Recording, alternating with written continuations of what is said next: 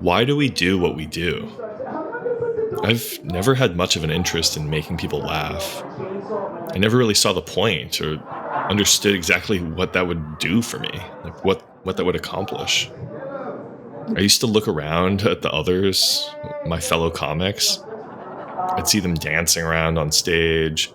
I saw their mouths moving, and I mean, I knew they were saying words, clever words at a rapid pace, but I'd already be tuned out at that point. I stared at their mouths, their pantomime.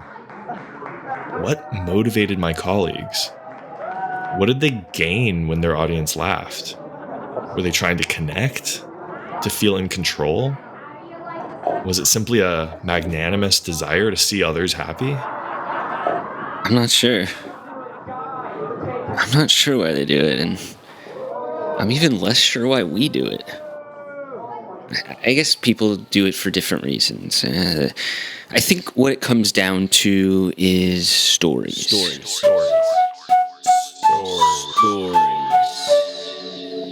Ultimately, as artists, our job is to tell stories, and the amount of stories that can be told is practically limitless.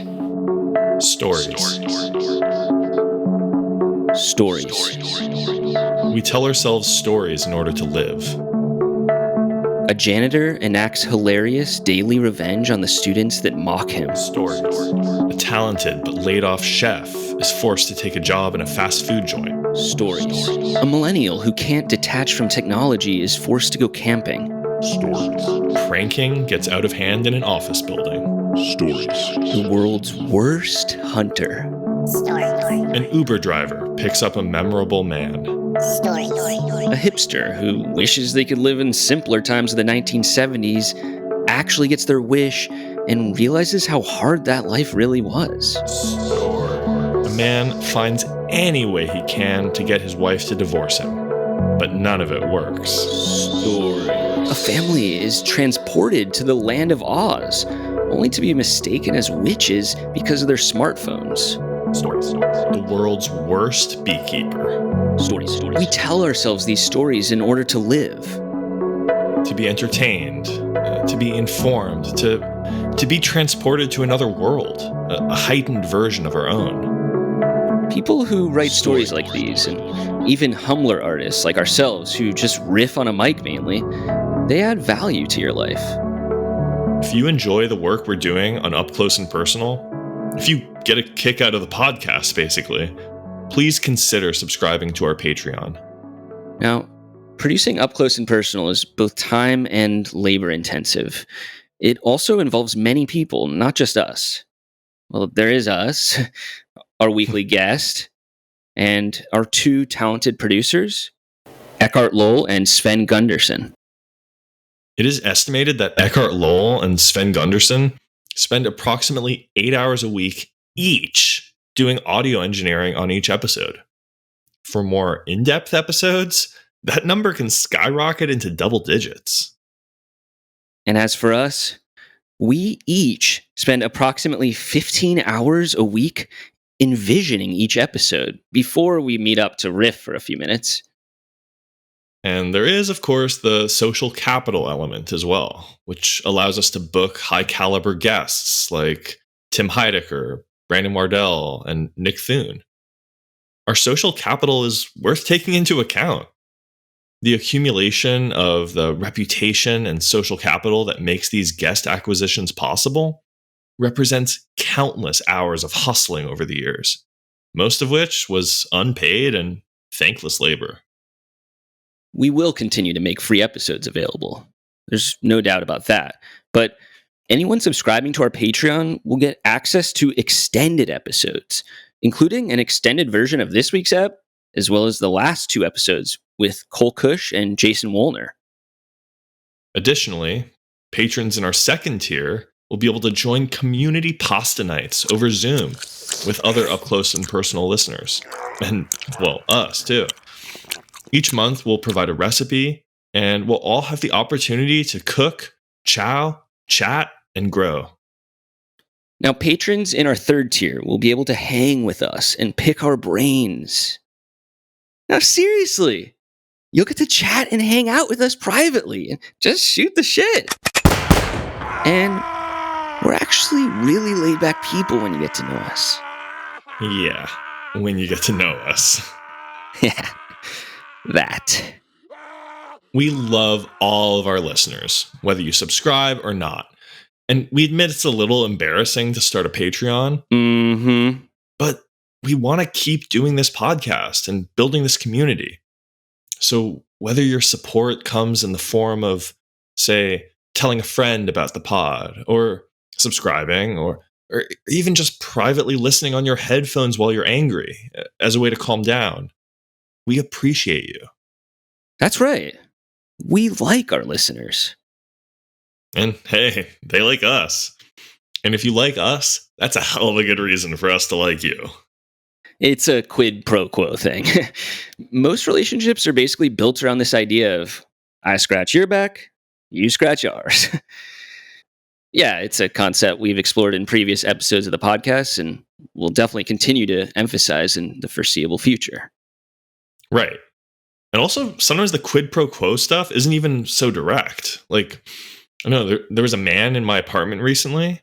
He said he was super, super hungry, but he was also really chill. So all he really asked me for was a cigarette. And I just straight up gave him a cigarette free of charge. Like, the guy seemed really down and out. So I just handed him one, plain and simple. Free of charge? Well, yes and no. I gave him the cigarette free of charge. But what goes around comes around.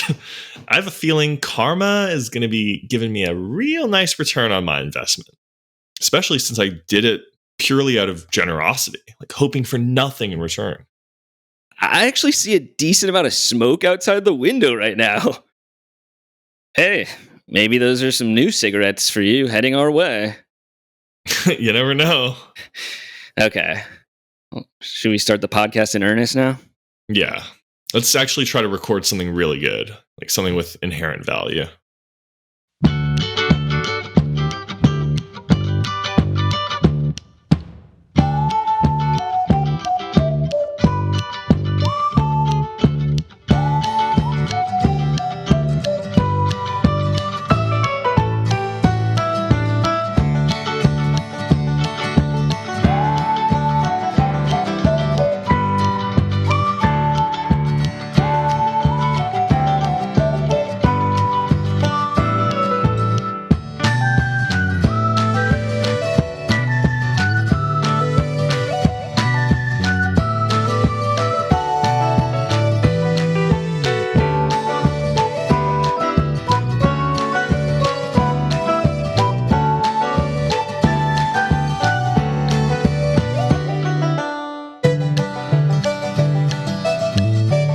So, Matthew, what's crack-a-lack-a-lack-a-lack-a-lack-a-lack-a-lackin'? uh, Not much. Reading a book about Egypt. Oh, that's interesting. I know a bit about Egypt. I studied the nation in school. What happens in the book? Yeah, it's a fascinating read, actually. It's about a man with no arms and legs who visits Egypt. He visits the pyramids, meets new friends, and he has an amazing stay in a hotel. He's able to do pretty much everything you and I can do, even though he doesn't have any arms or legs due to an electrical incident that occurred when he was little. And he's able to enjoy Egypt. Very much so, in fact. That's incredible. What drew you to the book?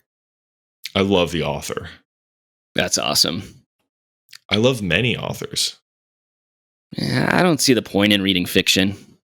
Sure, it can be entertaining, but the stuff that authors make up, just as I said, it's made up.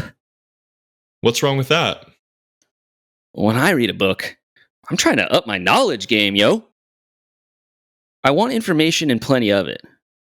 Just give me the facts. You're so nerdy. What's wrong with that? Bill Gates was a nerd as a kid. True enough. So, tell me, Matthew, what's been going on in your life lately? Eh, honestly, barely anything since we last talked. Just been killing time mainly. Yeah? Eh, same, kinda.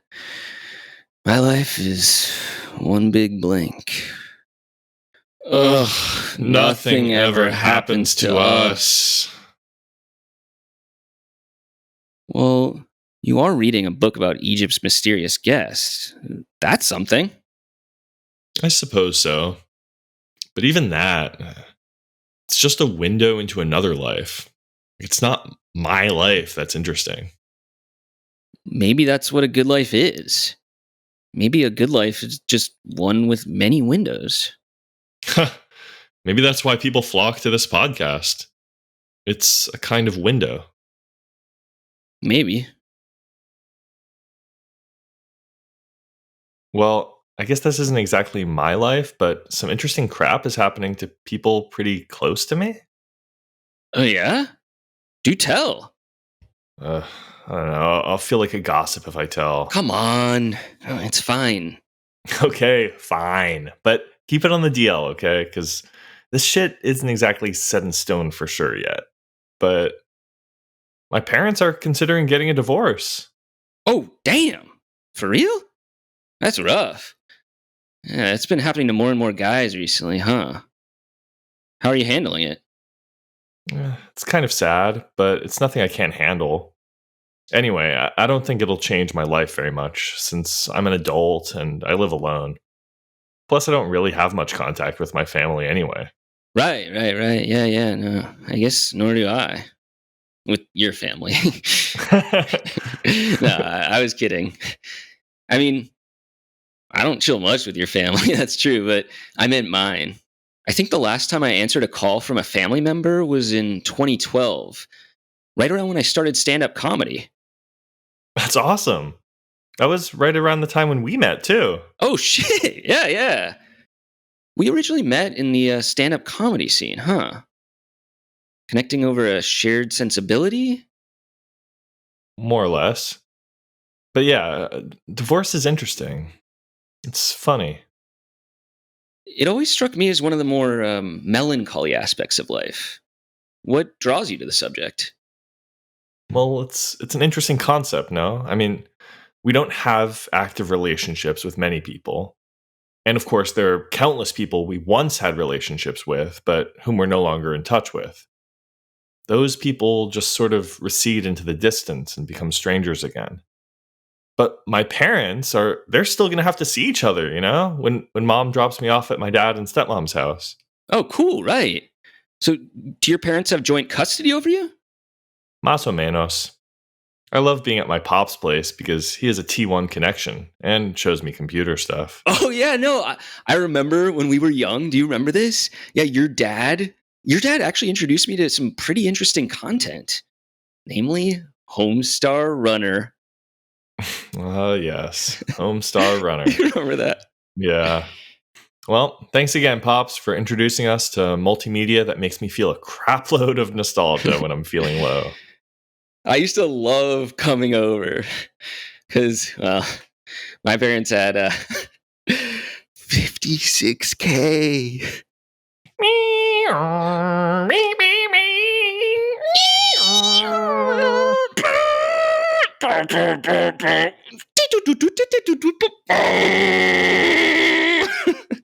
So, yeah.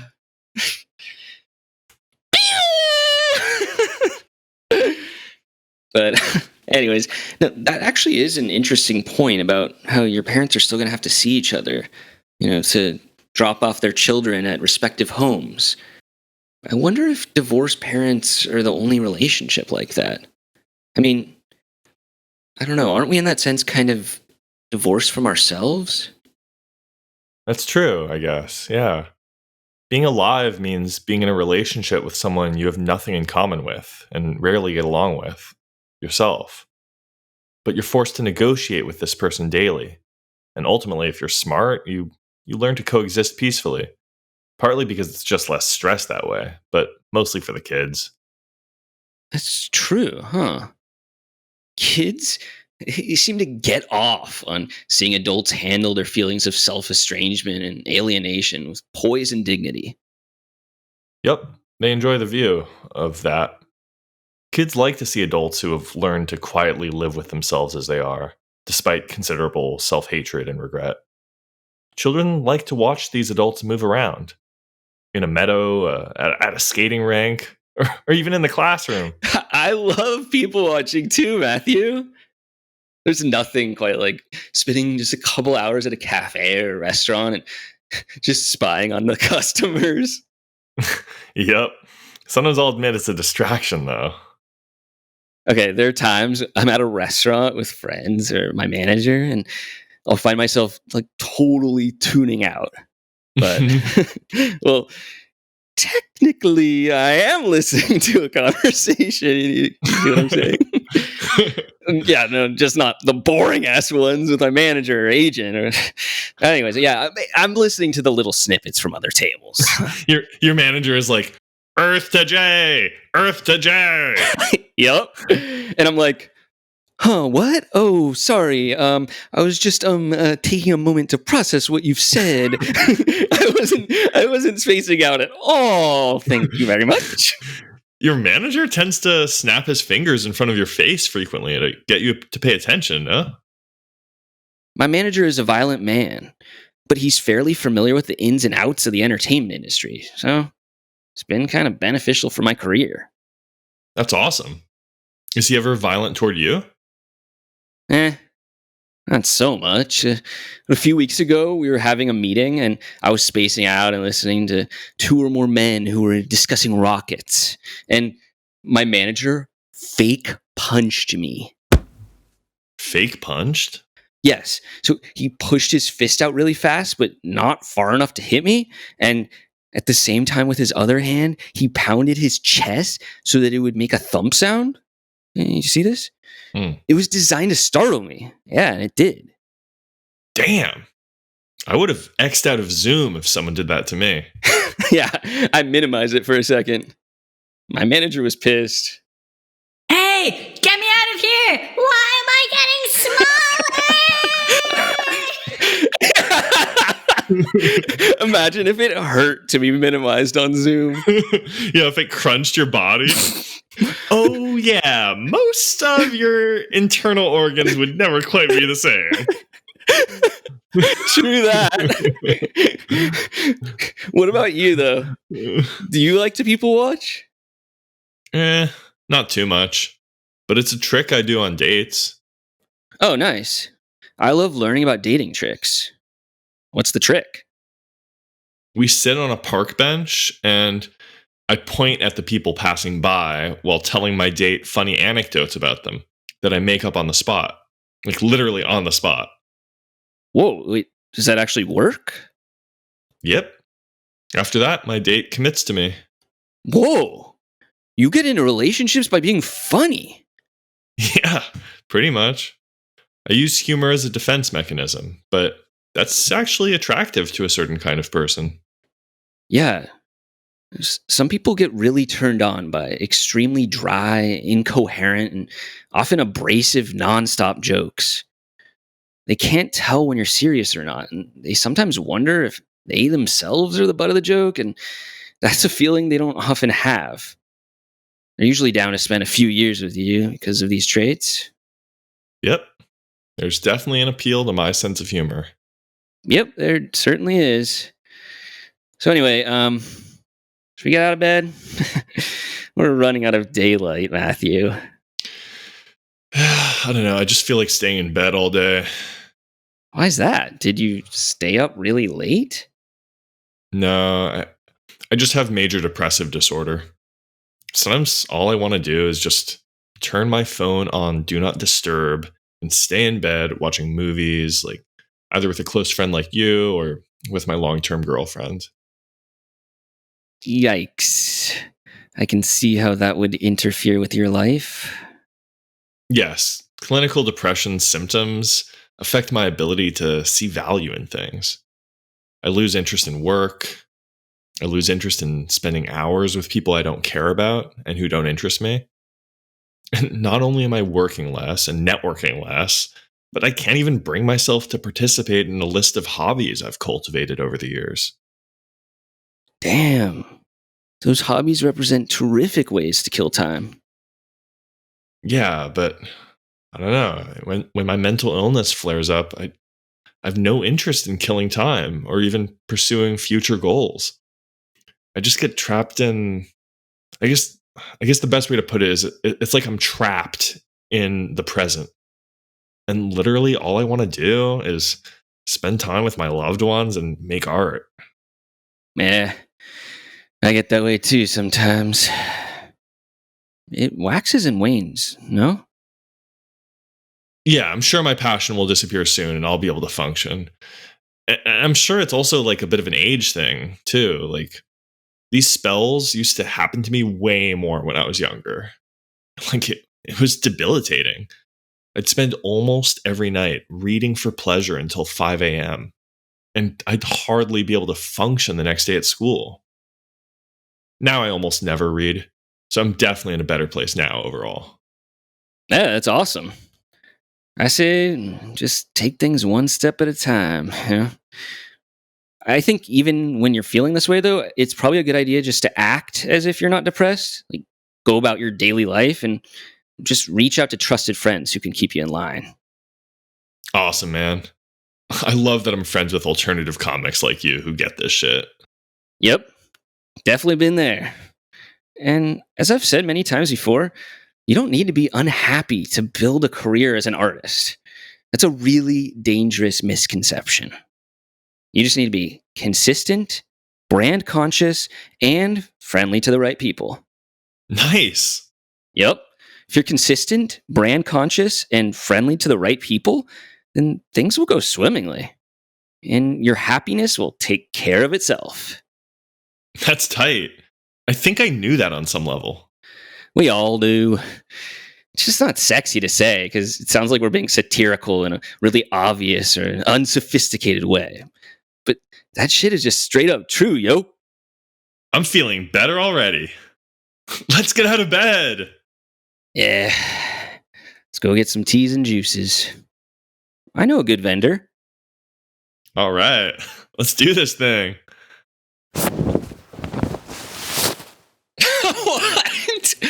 Oh, Maddie. What? Are you wearing polka dot heart underwear? That is ridiculous. Quiet, you.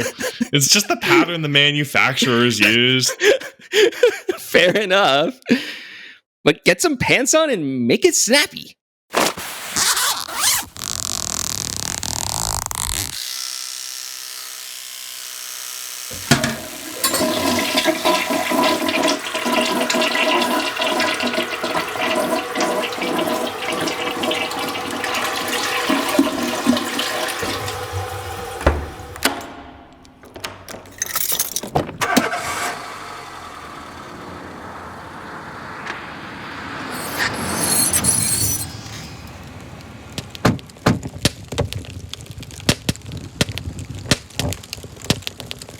Oh no. This is the juice and tea vendor? It was. This place looks a little worse for wear. What's with that shiny red stuff? You moron! That's fire! Oh no. I hope everyone in the building is okay. They are. They moved to a different building well before the fire started, I believe.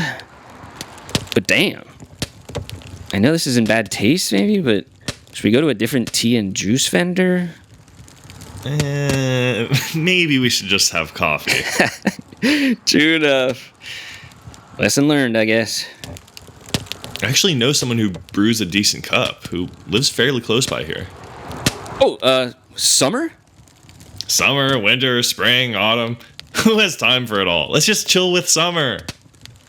She makes a decent cup and lives not too far from this wreckage. So let's simply give it the old college try and get into her house or home. Not a bad plan, my friend.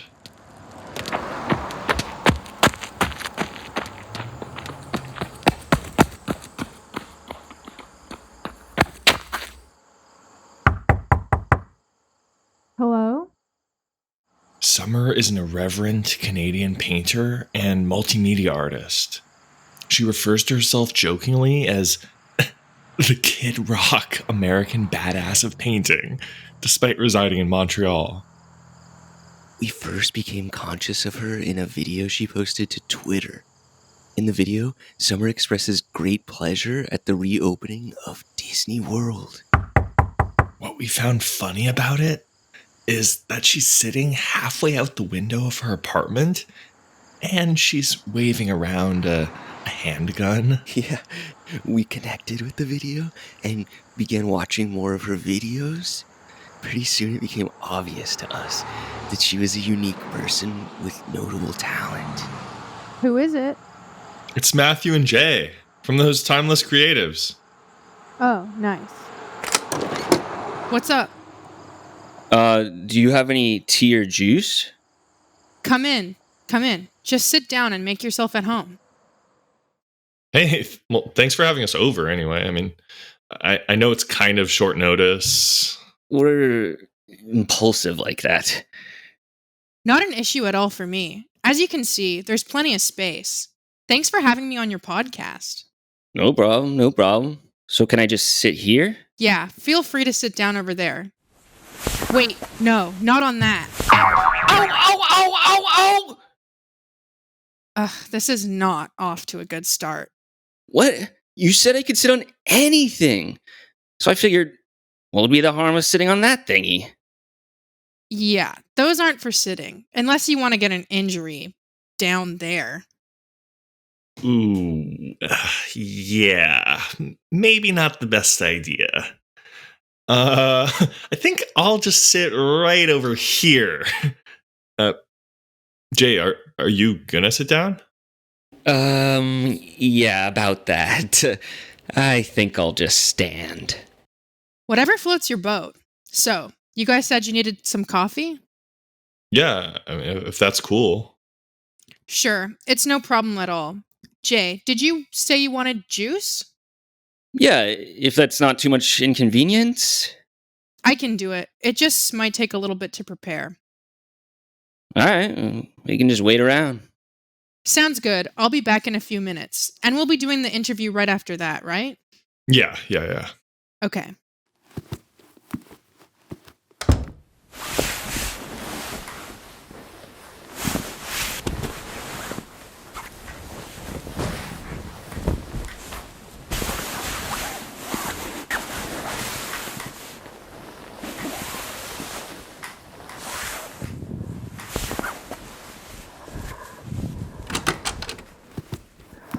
Oh my god, are you asleep? Hello? Hello? They're passed the hell out.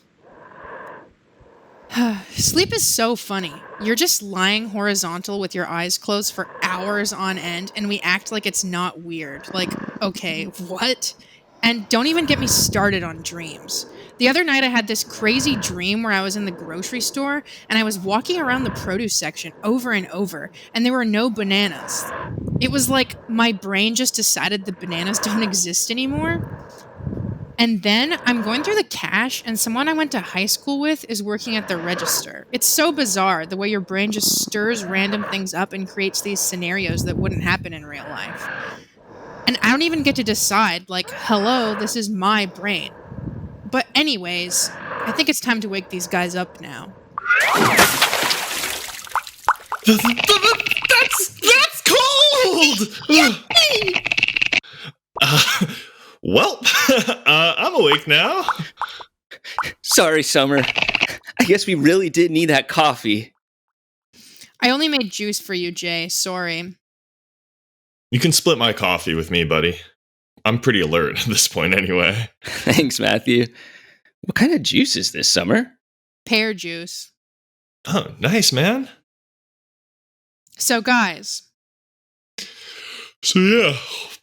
How's it going, Summer? Pretty good, pretty good. I can't complain. I spent most of the day sitting around going down a Wikipedia black hole. That's relatable. Been there, done that. Right. I mean, I would never use Wiki as a source in an essay or anything, but I think it's a good source of information for everyday crap. It's more comprehensive than a lot of encyclopedias, actually. Ever wanted to know who invented freaking mothballs? There's a wiki for that. If you ever wanted to know about the history of the Eiffel Tower, there's a wiki for that. If you ever wanted to know about what's up with the whole Pokemon craze going on, well, there's a wiki for that. I don't get the whole Pokemon craze. I think it's a fad. That doesn't mean it's wrong. It's not wrong, but it's not real either. We'll see if it stands the test for time. But basically, what we're dealing with are fake animals that appeal to kids. Very much so, in fact. Ah, interesting. So, Summer, you think that basically it just scams people by being appealing? Yeah, man. Pokemon, toys, and games, and other things kids enjoy are like crack for little kids. They get a lot of pleasure out of doing those activities. So, in that sense, toys are like crack. For them. It's like how we perceive crack. I guess I'll bookmark that wiki on Pokemon just for if I need it later. By all means. Yeah, but okay, Summer, you weren't just reading about Pokemon, right? Like, or you weren't at all. Like, surely that was just an example. Right. No, yeah. Basically, I was reading about pacifism.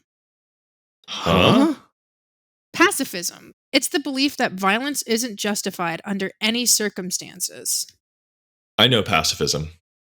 Oh, nice. Yeah, isn't it cool? Yeah, I mean, there's definitely something to it. Violence isn't justified under any circumstances. That's really cool. I'm afraid I still don't get it, though. Basically, all disputes should be settled by peaceful means. Negotiation, diplomacy, civil disobedience, nonviolent resistance. No matter what you're up against, just use peaceful means and enjoy the results. All right, okay. Sounds fun, but... What, Jay, you want to hit? Like, you're going to punch and harm? No. But, okay, I'm just thinking, what if, like, you're in a situation, right? And it seems fine at first, yeah. And then things just go south. Yeah, like, when things go south, things have a way of going from bad to worse. Oof. That ain't good. Yeah. You're saying I shouldn't inflict permanent damage? I'd avoid it. If you teach people a lesson they'll never forget, you stop being a pacifist, and someone's liable to get hurt. Uh-oh. Yeah. Yeah. Anyways, any plans for the holidays? Yep. I'll be spending the holidays eating delicious food, listening to some of the best music ever made, and traveling. What is that? It's just a sound to ward off the non-Patreon subscribers. Exactly. So they're free to keep listening along, but they're going to have to deal with it. Whoa, that's awesome. So if they're chill with stuff like that, then they get a free extended episode. Yep. Anyway, sorry we had to interrupt you there. You said you'll be traveling for the holidays? Yes, I'm going to the continent of Africa. Whoa, that's awesome. I've never been. Where in Africa? Motherfucking Egypt, yo. Whoa. We were just reading a book about Egypt. Oh, Jay, you were reading it too? No, Matthew was. Sorry. But no, you might like it, Summer. It's right up your alley, given this Egypt interest. Yes, it's about a man. It's basically about a guy who, after a terrible electrical accident that causes the loss of both arms and legs, visits Egypt once. Whoa, that's crazy. I'll be going to Egypt. Does the country seem lit from what you've read? Or wait, have you even finished the book? Yeah. I finished it. I highly recommend Sphinx. Yeah, the majority of the book takes place near the banks of the Nile River. That's pretty much where the only arable land is, and hence that's where most of the characters live in the book. That makes sense. Yeah, I was originally looking into going to the Sahara Desert, but I guess that area is sparsely populated. Yeah, right. Yeah, I want to chill with lots of cool peeps. Who are you planning on chilling with while you're there? The Christian minority. Yep, while Egypt is predominantly Muslim, Egypt was an early and important center of Christianity up until the 7th century. And today, there's still a thriving Christian minority living there. Coptic Christians, yo! Oh, that's awesome. Are you Christian? Yeah, basically. I'm not perfect, but I try. And I like being around different types of Christians and seeing how they interpret our shared religion.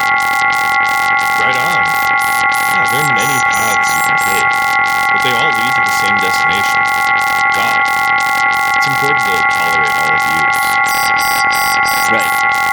Matthew and I aren't Christian per se, but we do think Jesus Christ was a real historical figure. Hey, that's a start. Yeah. And he really was a very wise and kind person. Hey, nothing wrong with that.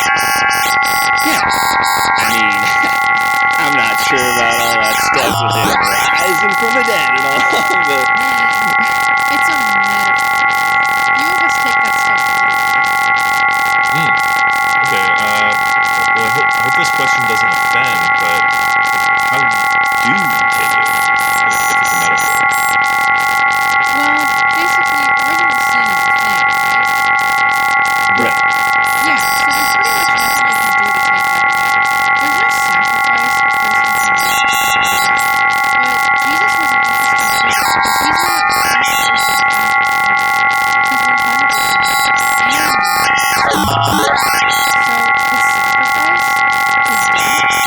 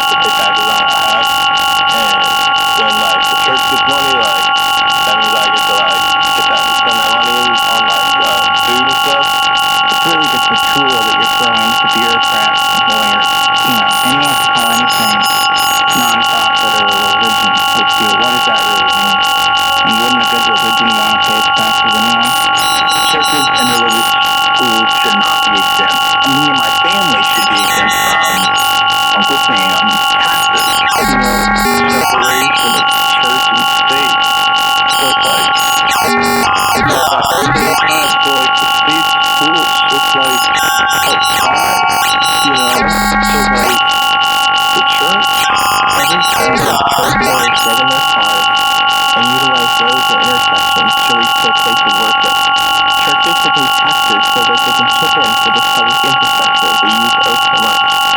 Unless, of course,